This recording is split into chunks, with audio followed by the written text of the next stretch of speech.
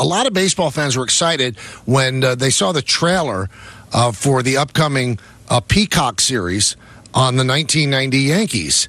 And the guy who was in the middle of it writing that story was my good friend, the great baseball columnist from the New York Post, Joel Sherman. He joins us now. Joel, it's Michael, Don, and Peter. How you doing? I'm well, Mike. Hope you're well, and thanks for having me on.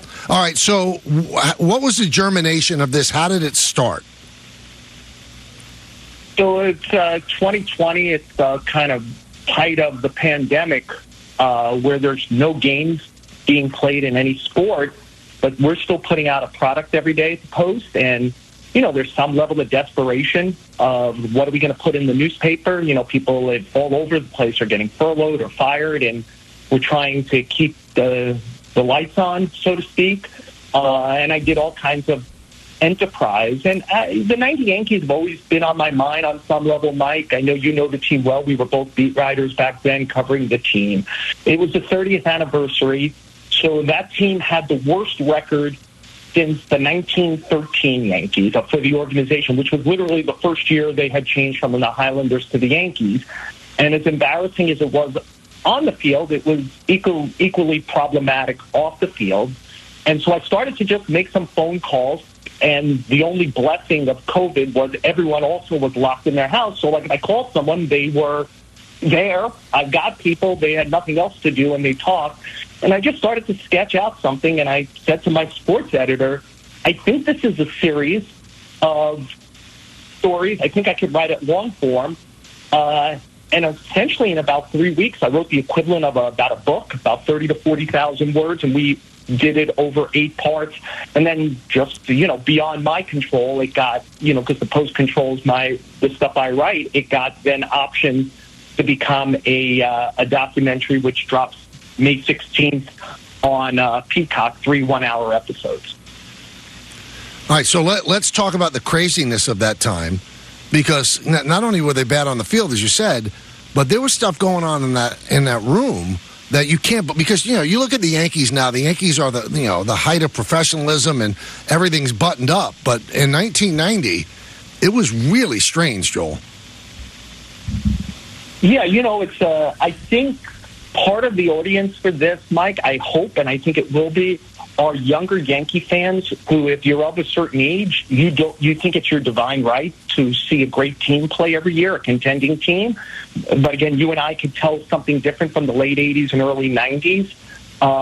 And I think part of the documentary also is the dichotomy, which was it couldn't have gotten lower in 90. And what you couldn't have known is all these little seeds that were being planted in 1990, that by the end of the decade, the Yankees would be the team of the 90s by, winning 3 championships, 3 of the last 4 championships of the decade. But, yeah, George Steinbrenner was not loved like he was by the end of his ownership. He was loathed. The night he was banished from baseball, there was a standing ovation at Yankee Stadium during the Yankee-Tiger game when word circulated that he had been suspended for life. They were not a destination for free agents. Free agents simply used them to build up a price and then went elsewhere, and the Yankees were in the second and third and fourth tier bucket with the Andy Hawkins and Dave LaPointe and Pascual Perez. That's like who would take their overinflated prices, with the Yankees because they weren't going to get it someplace else. And, there was a bit of a void, right? George was gone. Don Mattingly was hurt most of that year. The managers were not strong people. They were Bucky Denton, Stump Merrill. Stick Michael didn't take over until August. And, into the void stepped someone like Mel Hall, who suddenly was, star and spokesman for the team when he should have been neither. You brought up Dent and Merrill, Joel. Were they victims or were they contributors to the disaster? It's a good question. I think they, back then, you almost became a manager because it was your turn, as opposed to that there was a real interview vetting process the way there is now. Dent had obviously been, a part of a championship team, and in some way had some Aaron Boone comp. He hit a historic home run for the Yankees, and it changed his arc, and he got to be manager. Stump had been in the organization the whole time. And really, the two of the seeds that were planted that year, Don, that, like in real time, you couldn't have known was, as I mentioned, Stick Michael, on the last act of George Steinbrenner on the way out the door to his banishment, was he named Stick Michael general manager. And Stick began cleaning it up. And the other thing that happened that year was, Buck Showalter was elevated to the major league coaching staff in 1990 from being a very successful minor league manager. And so he was there, and he began to get kind of his major league legs. And the first thing that had to happen was that there had to be real leaders put in place, and there were, with Stick and Buck. And then the first act of both guys was fumigation before addition, where they had to get a lot of bad actors out. And people like Bucky Dent and Stunt Merrill were not equipped to do that. I'm shocked when I see the trailer, and I just want to know how this happened. Mel Hall's in jail for the next 40 years. Yeah. How did you guys interview? Yeah. I mean, do they allow people to be interviewed in jail like that? Well, during COVID, it wasn't possible to get them on the phone. But, the gestation period, Mike, I really thought of this series and produced it in under a month.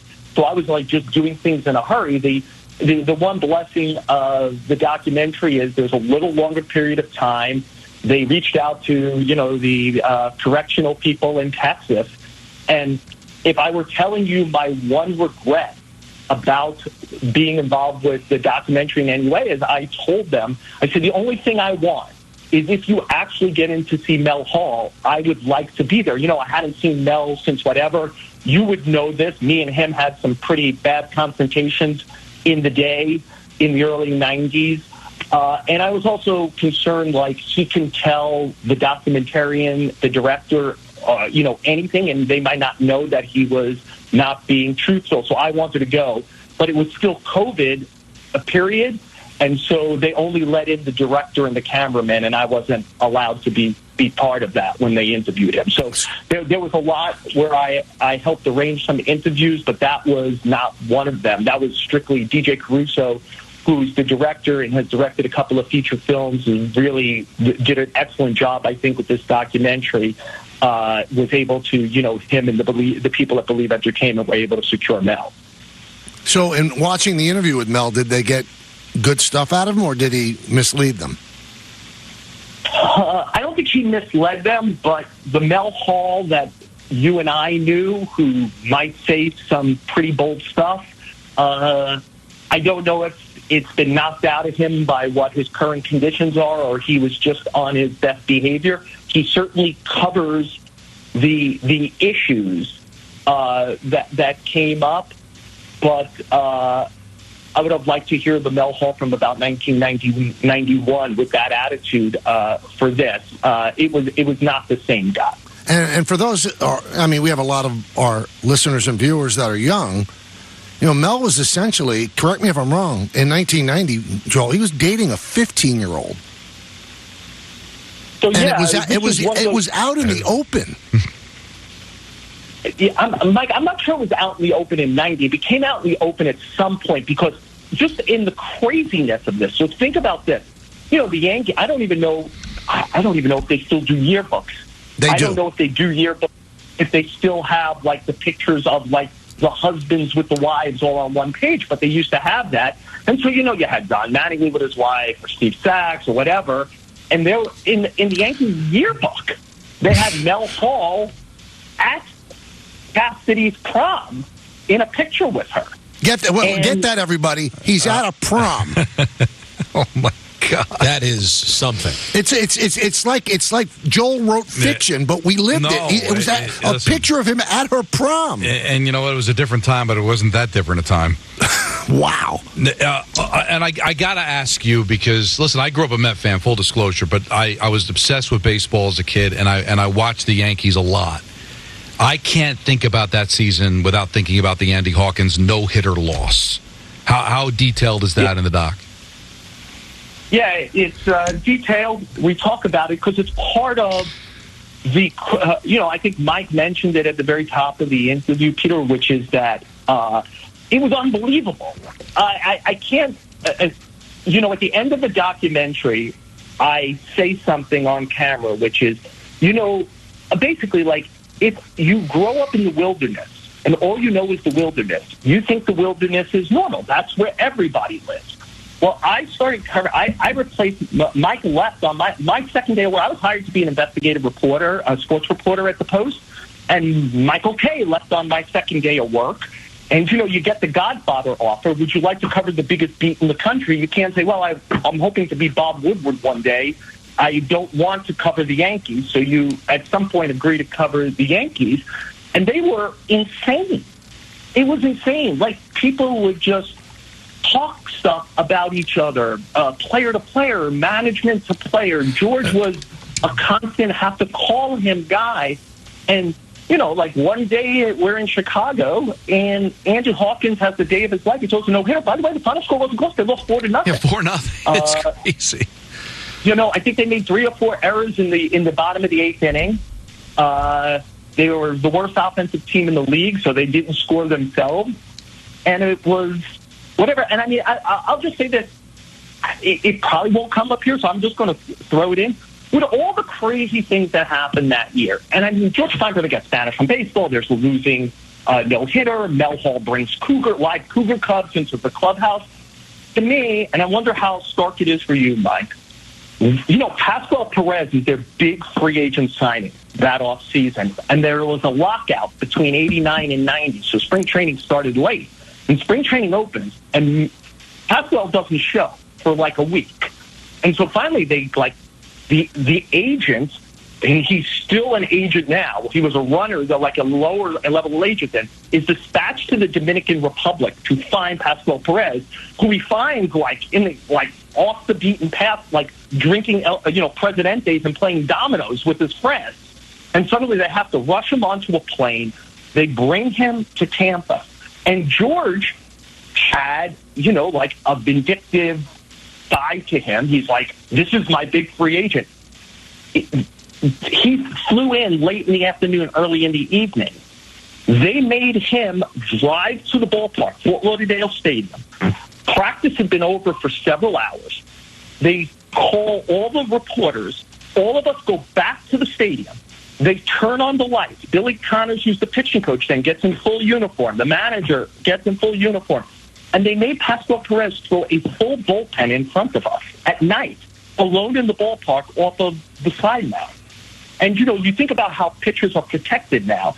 Pascual broke down 3 starts into that season with a shoulder injury, didn't pitch again. And that literally happened. When I went back, I read a season's worth of copy to remind myself of, the year. I would say there were 50 things that happened that year that can't happen today. They can't happen. It just wouldn't be allowed. And it was, you were grown up. You grew up in the wilderness. You thought this was normal. All right, so, Joel, when is the date again when it starts to stream? May 16th. It's on Peacock. All 3 1-hour episodes dropped to, Bronx Zoo 90. Good stuff. The name of the... Joel, we thank you for coming on. Mike, thanks so much for having me. All the best. Thank you. I don't know if you guys caught the one thing before we go to break. Mel Hall bought Cougar Cubs into the clubhouse. I mean, it really is like a land of fantasy, but nightmarish fantasy. He brought Cougar Cubs. There's a picture of him and his girlfriend at her high school prom in the yearbook. Strange times. Boy, things have changed. Big time. Not the way every fan who calls us and complains about everything and talks about every moment in Yankees history as if it was sweet, sweet glory. I don't think they remember everything.